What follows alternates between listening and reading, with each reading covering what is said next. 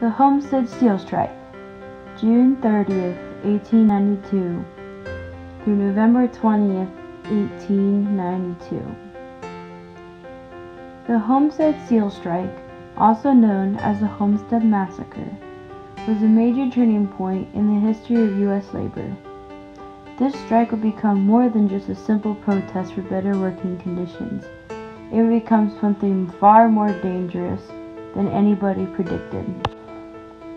The Homestead Steel Strike placed the Amalgamated Association of Iron and Steel Workers in resistance to the Carnegie Steel Company.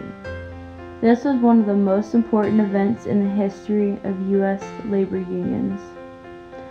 Starting on June 30th, 1892, the immediate strike itself would last for 7 days, but the entirety of the strike would last much longer.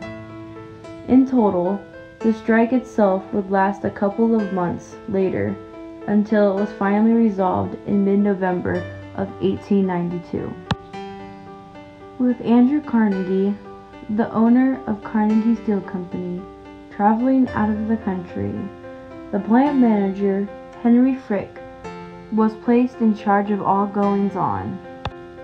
The strike was initiated when Frick demanded the increase of steel production rates under the order of Andrew Carnegie himself. With already low rates of pay and horrible working conditions, this was a low blow to the workers at the mill.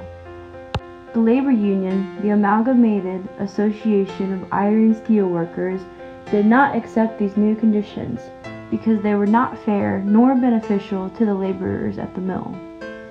As a result of the rejection by the union, Henry Frick began to lock the workers out of the mill. This aggravated many of the mill workers, as this mill was a major source of income for them. They relied on this mill in order to survive and provide for their families. Since the mill was closed, many people could not afford the everyday essentials that they needed in order to survive. The strike not only impacted the workers, it impacted the company itself. Without the production of steel, the company started to lose money, which made the company head very frustrated with the workers. The timeline of events are as follows. On June 28, 1892, the company decides to lock out over 800 workers from the mill.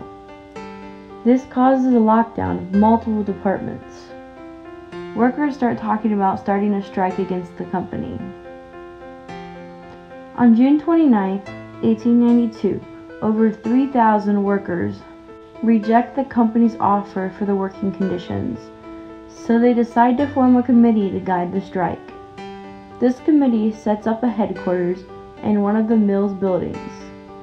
In the afternoon of June 29, 1892, 3,800 mill workers walk out of their jobs. The steel company decides that it will no longer recognize the labor union as valid.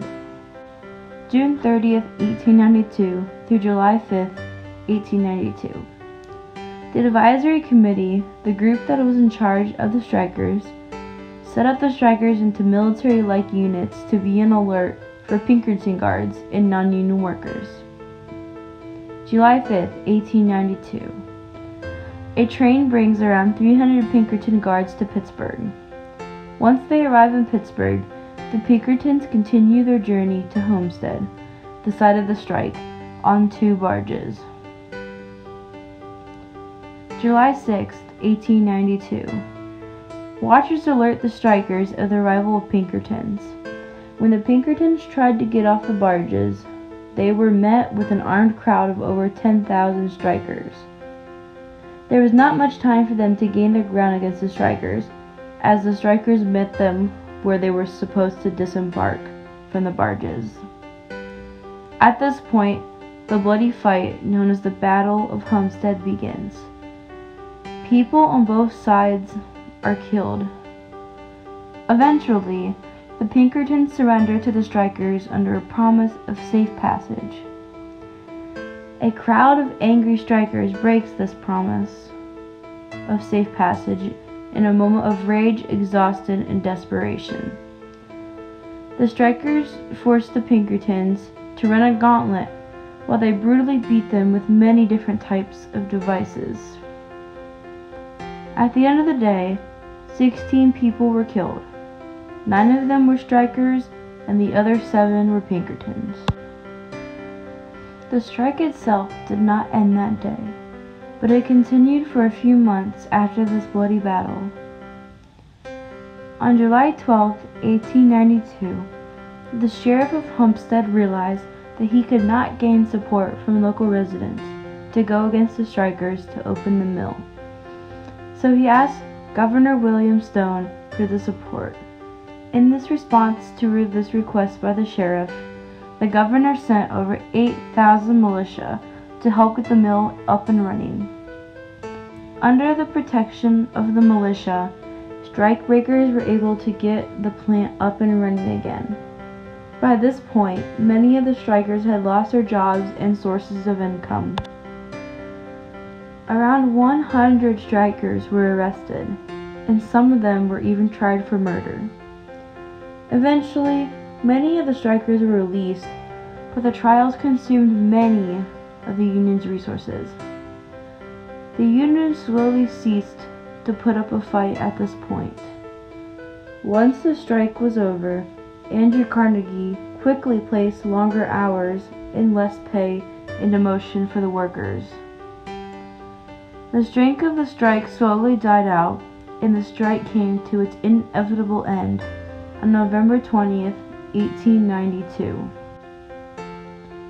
This strike, the Homestead strike, lit a fire in many of the workers' hearts, but it made it severely obvious how hard it was for any union to go against a company when it had the backing of the government. This is why many of the labor unions failed at one point or another. In most cases, unions did not stand a chance against major companies. This battle sparked a change in many of the unions to fight in different ways to get the changes that they need.